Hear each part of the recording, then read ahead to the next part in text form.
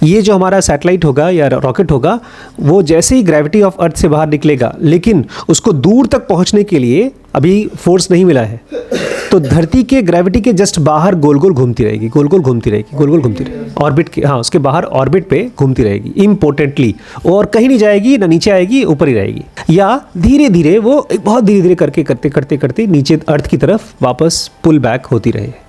ऐसे ही अगर एक आदमी एक high rate of intensity, resultant intensity नहीं इकट्ठा कर पाता, लाइफ की जो ग्रेविटेशनल पुल है, मौज मस्ती की पुल, डिजायर्स की पुल, उसमें घूमता रहता है।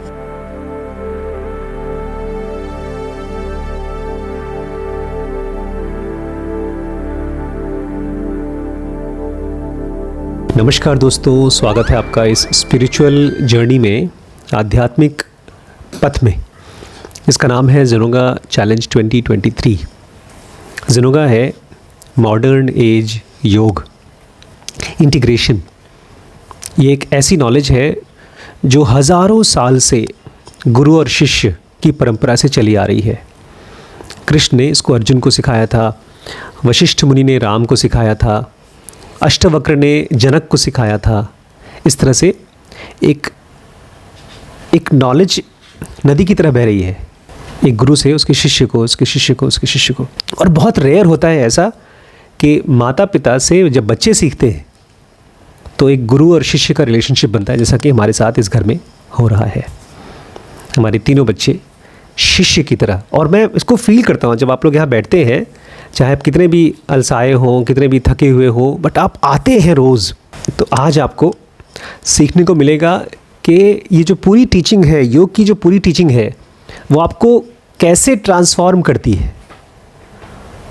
क्योंकि प्रैक्टिसेस तो आपने काफ़ी कुछ सीख ली, पढ़ ली, लेकिन ये प्रैक्टिसेस खाली एक आध महीने, एक आध साल नहीं चलनी है, ये चलना है मल्टीपल लाइफ्स में। हम लोग पिछले जन्म में ज़ेनोगा के साधक थे, उसके पिछले जन्म में कम से कम पिछले 50-60 जन्मों से हम लोग तैयारी कर रहे थे। अभी मैं कृष्ण की बायोग्राफी भी कवर करने वाला हूँ यहाँ पे। तो आप देखेंगे किस तरह से एक ही आदमी मल्टीपल लाइफ्स में, योग की खासतौर से जो यात्रा चलती है स्पिरिचुअलिटी की, वो एक लाइफ में नहीं हो जाती। बुराई एक लाइफ में आ जाती है। अगर आज से आप शराब पीना शुरू करें तो आप एक ही लाइफ में इतने बर्बाद हो सकते हैं, इसकी कोई कीमत नहीं है। लेकिन वहीं पर अगर आपको इवॉल्व होना है, फ्री होना है, इसको ऐसे समझिए, हाँ आपको जेल में आना तो खाली एक चोरी करनी पड़ेगी, लेकिन जेल से निकलना है तो आपको बहुत बहुत काम करना पड़ेगा, बहुत बहुत काम करना पड़ेगा। तो आज के चैप्टर का नाम है understanding the laws of spiritual success, आध्यात्मिक सक्सेस के नियमों को समझना। आप लोग सुनते होंगे बहुत से लोगों ने अपने घर को त्याग दिया है, बहुत से लोगों ने अपना हेरिटेज जो भी उनको मिलने वाला था, घर परिवार, रुपया पैसा, वो सब त्याग दिया। लेकिन ये सब त्याग फ्याग किसी काम का नहीं है अगर आपने अपने मन को अपने कंट्रोल में नहीं किया है। आप जब जाते हैं माघ मेला में ना, हज़ारों साधु सन्यासी वहाँ बैठे होते हैं, वो सब वही है जिन्होंने अपना घर बार सब त्याग दिया है। लेकिन जो एक चीज़ त्याग करने वाली है, अच्छी एक चीज़ पकड़ में आने वाली है, वो है आपका माइंड। आपके रेगुलेशन में होना चाहिए, अदरवाइज वो सब त्याग ज़ीरो हो जाएगा। रॉकेट क्या होता है जो स्पेस में जाता है? तो रॉकेट में और एक कार में क्या डिफरेंस है? जो ग्रेविटी है, ग्रेविटी की मदद से कार चलती है और रॉकेट उसके अगेंस्ट जाता है। तो एक तरह से जब आप इस फिजिकल वर्ल्ड में मौज मस्ती कर रहे हैं, क्रिश्चियन डियोर और लुई विटॉन खरीद रहे हैं, तो आप इस ग्रेविटी के साथ हैं, इस फ्लो ऑफ लाइफ के साथ हैं। आपको लाइफ खूब अच्छी लगेगी। और वहीं पर जब आप इस लाइफ से फ्री होना चाहेंगे, तब आप रॉकेट बनने की कोशिश कर रहे हैं, इसके अगेंस्ट जा रहे हैं। तो अब एक रॉकेट को फ्री होना है तो क्या चाहिए उसको? एक बहुत ज़्यादा लेवल का स्पीड और एक डायरेक्शन। अगर रॉकेट ज़मीन के, ये ज़मीन है और रॉकेट है, ऐसे चल रहा है तो फ्री नहीं होगा, उसको चाहिए ये वाला डायरेक्शन, ऊपर की तरफ जाएगा।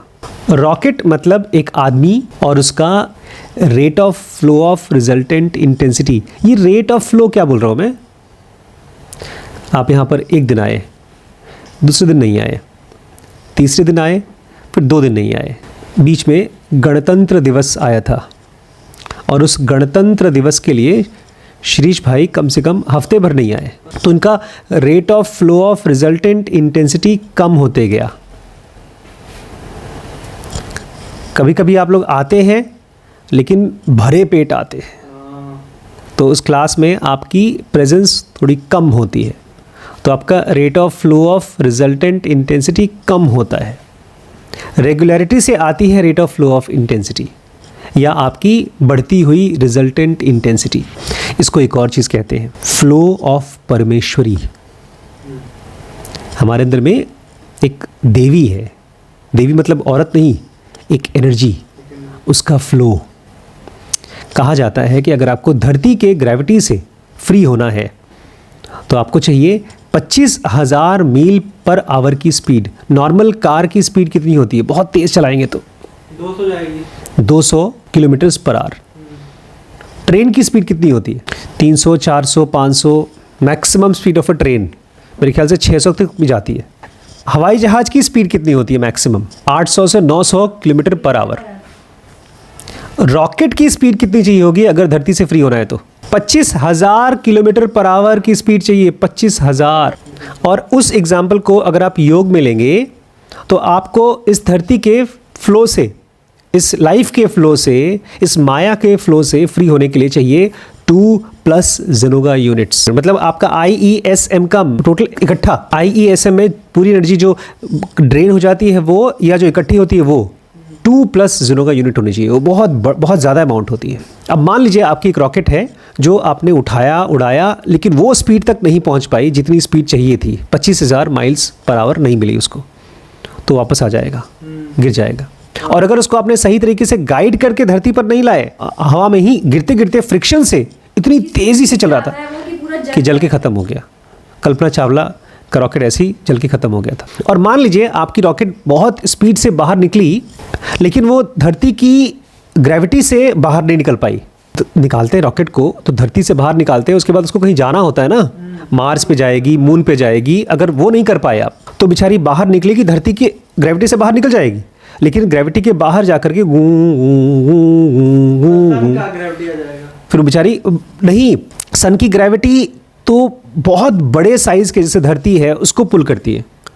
ये जो हमारा सैटेलाइट होगा या रॉकेट होगा वो जैसे ही ग्रेविटी ऑफ अर्थ से बाहर निकलेगा, लेकिन उसको दूर तक पहुंचने के लिए अभी फोर्स नहीं मिला है, तो धरती के ग्रेविटी के जस्ट बाहर गोल गोल घूमती रहेगी, गोल गोल घूमती रहेगी, गोल गोल घूमती रहेगी ऑर्बिट के, हाँ उसके बाहर ऑर्बिट पे घूमती रहेगी इम्पोर्टेंटली, और कहीं नहीं जाएगी, ना नीचे आएगी, ऊपर ही रहेगी। या धीरे धीरे वो बहुत धीरे धीरे करके करते करते करते नीचे अर्थ की तरफ वापस पुल बैक होती रहे। ऐसे ही अगर एक आदमी एक high rate of intensity, resultant intensity नहीं इकट्ठा कर पाता, लाइफ की जो ग्रेविटेशनल पुल है, मौज मस्ती की पुल, डिज़ायर्स की पुल, उसमें घूमता रहता है, या वापस वो एस सेंटर पे घूमता रहेगा, या उसकी लाइफ में ऐसी ज़िंदगी जीता रहेगा जो इम्पोर्टेंट होती है, कुछ कर नहीं पाता क्योंकि उसकी रिजल्टेंट इंटेंसिटी अभी कम है। और ये जो ग्रेविटी है धरती की प्रॉपर्टी है, उसकी खासियत है धरती की। ठीक ऐसे ही जिसको भी आप डिज़ायर बोलते हैं वो लाइफ की प्रॉपर्टी है, तो अच्छी बुरी नहीं है, लाइफ की क्वालिटी है। और इसको हम इंसान लाइफ ऑफ इनर्शिया कहते हैं। इनर्शिया समझते हैं? आराम से रहो यार, टेंशन ना लो यार, कुछ करने की ज़रूरत नहीं है, उसको बोलते हैं इनर्शिया। या लाइफ ऑफ प्लेजर कहते हैं, मौज मस्ती करो बस, मज़े करो बस। या तो इसको कहते हैं लाइन ऑफ लीस्ट रेजिस्टेंस, जहाँ कहीं पर भी थोड़ा सा भी फ्री विल को यूज़ करना पड़े, नहीं करो यार। दोपहर को बहुत ज़ोरों से भूख लगी है, क्या खाओ? पंजाबी तड़का। जैसे ही कोई स्वादिष्ट चीज़ आती है जिसको देख करके हमारे मुंह में पानी आ जाता है, तो वो लाइन ऑफ लीस्ट रेजिस्टेंस है। फ्रूट्स देखते ही ना रेजिस्टेंस आता है, अरे ये भी खाना पड़ेगा, इसको चबाना पड़ेगा। क्या बेर को देखकर या बीटरूट जो मम्मी बनाती कटवाती है वो, या पपीता को देख करके ऐसी फीलिंग आती है जैसे बटर और वो पराठे के साथ आती है? क्योंकि यहाँ पर है रेजिस्टेंस, हमारे सेंसेस को रेजिस्टेंस मिलती है, लाइन ऑफ लीस्ट रेजिस्टेंस। अगर आप बिना रेजिस्टेंस की लाइफ जिएंगे तो आप धीरे धीरे ख़त्म होते जाएंगे। ख़त्म होते जाएंगे मतलब मर तो वैसे भी रहे, ख़त्म होने का मतलब क्या है? दिमाग आपका सड़ जाएगा। ना ना ना ना, कुछ और। वो तो वैसे भी सड़ेगा, बूढ़े होंगे, मर जाएंगे, सड़ जाएगा दिमाग। कुछ और, फ्री नहीं होंगे। ये सारा का सारा चक्कर, अगला जन्म तो छोड़ो, इसी जन्म में दुख से फ्री नहीं होंगे, फ्रस्ट्रेशन से फ्री नहीं होंगे, बीमारी से फ्री नहीं होंगे, लड़ाई झगड़े से फ्री नहीं होंगे। जिनकी लाइफ में परेशानी देखते हैं आप, वो परेशानी इसलिए है क्योंकि लाइफ ऑफ लीस्ट रेजिस्टेंस जी रहे हैं आप। आप जब पढ़ाई लिखाई नहीं करते हैं और आप जब कोई वीडियोस देखते हैं, शॉर्ट्स देखते हैं, तो आप लाइफ ऑफ लीस्ट रेजिस्टेंस जी रहे हैं, कुछ सीख नहीं रहे अपनी। जब आप पढ़ाई करते हैं तो आप फ्री होने की कोशिश करते हैं पॉवर्टी से, गरीबी से। अगर वो नहीं कर रहे हैं तो you are following a life of bondage, not freedom. ये जो ग्रेविटी है, धरती की ग्रेविटी, हम लोगों को कब पता चली पता है? पहली बार कब मालूम पड़ी? इसका नाम ग्रेविटी कब आया? सेब गिरा था एक आदमी के ऊपर, न्यूटन की वजह से आज पूरी धरती में बच्चा भी जानता है कि धरती और ग्रेविटी होती है। ग्रेविटी में, धरती में कोई ताकत है, ग्रेविटी है। प्लस जो थोड़े पढ़े लिखे लोग हैं उनको ये भी पता है कि अगर इसमें से निकलना है तो कितनी स्पीड चाहिए, और अगर उतनी स्पीड नहीं लाए तो हमारी रॉकेट क्या होगा, नीचे गिरती जाएगी, ख़त्म हो जाएगी। ज़्यादातर लोगों को पता है। अब हम उस ज़माने में हैं जहाँ पर हमारी समझ 50 साल पहले या 500 साल पहले से कहीं ज़्यादा है, और अब हमको अपने ऑप्शंस ज़्यादा आसानी से चूज़ करने होंगे। आज आप ये नहीं कह सकते जैसा मैं बचपन में पापा से लड़ाई करता था, पूजा पाठ करके क्या फ़ायदा, कौन सा मुझे एग्ज़ाम में अच्छे नंबर आ जाएंगे। आप ये नहीं कह सकते कि ज़िनोगा करके क्या फ़ायदा, कौन से मुझे अच्छे नंबर आ जाएंगे। आएंगे, ज़िनोगा करने से आपके अच्छे नंबर भी आएंगे, आपकी अच्छी लाइफ भी होगी, आप ज़्यादा सक्सेसफुल भी होंगे, आप ज़्यादा हेल्दी भी होंगे, क्योंकि अब आप ज़्यादा समझते हैं। पहले मुझे नहीं समझ में आता था कि मंदिर में हनुमान चालीसा पढ़ने से मेरी लाइफ में क्या ट्रांसफॉर्मेशन आएगा। जब एक रॉकेट को इतनी स्पीड में चलना होता है तो उसकी बॉडी किस चीज़ की बनती है, बहुत ध्यान से चूज़ किया जाता है, ताकि वो उड़ने का, जो इतना स्पीड में उड़ने का स्ट्रेन है, उसको झेल सके। क्योंकि जब वो एटमॉस्फेयर में इतनी स्पीड से जाता है तो हीट बनता है फ्रिक्शन से। प्लस हमको इतनी तेज़ी से उड़ने के लिए फ्यूल, वो भी राइट काइंड होना चाहिए, सही टाइप का फ्यूल यूज़ होना चाहिए। आप ये पेट्रोल नहीं यूज़ कर सकते। ज़िनोगा कहती है जब आप 3 स्टेप ब्रीदिंग करते हो रोज़, जितना ज़्यादा से ज़्यादा हो सके वो, प्लस करेक्टिव मेथड्स जब अप्लाई करते हो अपनी लाइफ में, वो आपकी बॉडी को वही मटेरियल देती है आपको फ्री होने के लिए लाइफ की ग्रेविटेशनल पुल से।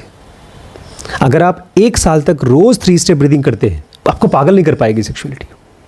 आप जाएंगे पार्टीज़ में, you will be so in control, और आपको लगेगा कि यार ये लोग इतने पागलों की तरह इतना झूम क्यों रहे, इतनी आसानी से कोई कैसे भटक सकता है। क्योंकि आपको भटकन नहीं आएगी, क्योंकि आपने 3 स्टेप ब्रीदिंग किया है। कमज़ोर रॉकेट ऊपर हवा में जाएगा, जल जाएगा।